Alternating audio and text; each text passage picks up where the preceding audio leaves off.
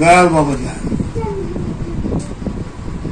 আল্লামা ইকবালের একটা কালামের একটা লাইন হলো, ये जिक्र मीन शबीर ये बुराक बेरसूल तेरे खुद ही को निगहबा नहीं तो कुछ भी नहीं।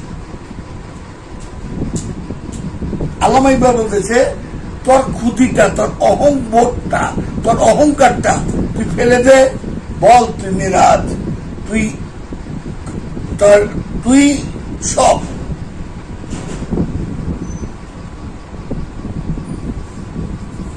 তুই জিকির, তুই মিম, তুই মেরাজ, সব তুই। শর্ত কি?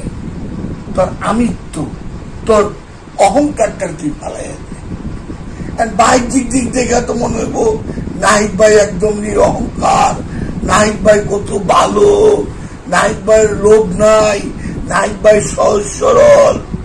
ভিতরে এই ভিতরের কথাটা বলে গেছেন গুরু নানক বাবার পীর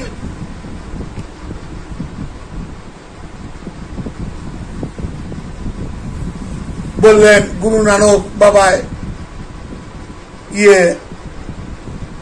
লামোকামে যাবেন। গুরু নানক বাবা যেতে পারতেছেন না।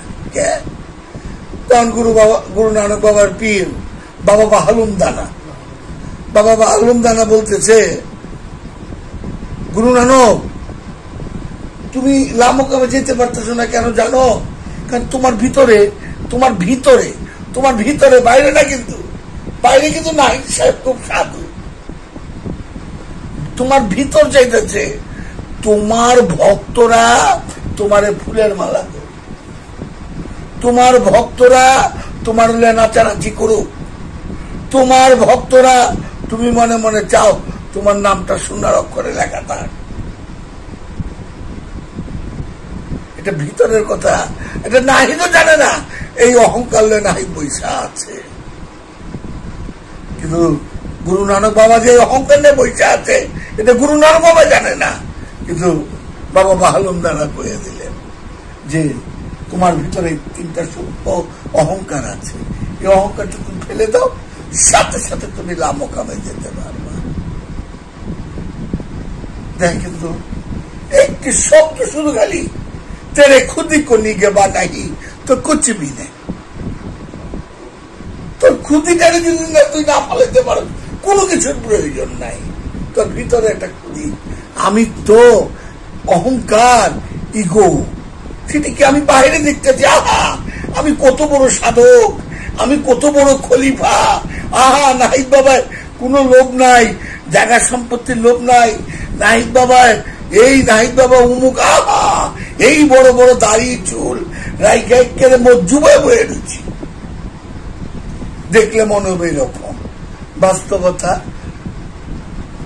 বাবা বাহালুম দালা কয়ে দিলেন গুরু নানক বাবারে, তোমার ভিতরে 3টা সুপ্ত অহংকার আছে।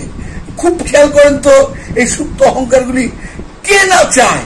তোমার ভক্তরা তোমার হলে নাচানাচি করুক, তোমার ভক্তরা তোমার ফুলের মালা দৌক, তোমার ভক্তরা তোমার নামটা সোনার অক্ষরে লেখা থাকুক, এটা তোমার মন চাইতেছে। এটা নাহি তুমি ফেলে দাও, সাথে সাথে তুমি দেখবা লামোকামকারী। দয়াল বাবা জানে, দয়াল বাবা জানে, দয়াল বাবা জানে।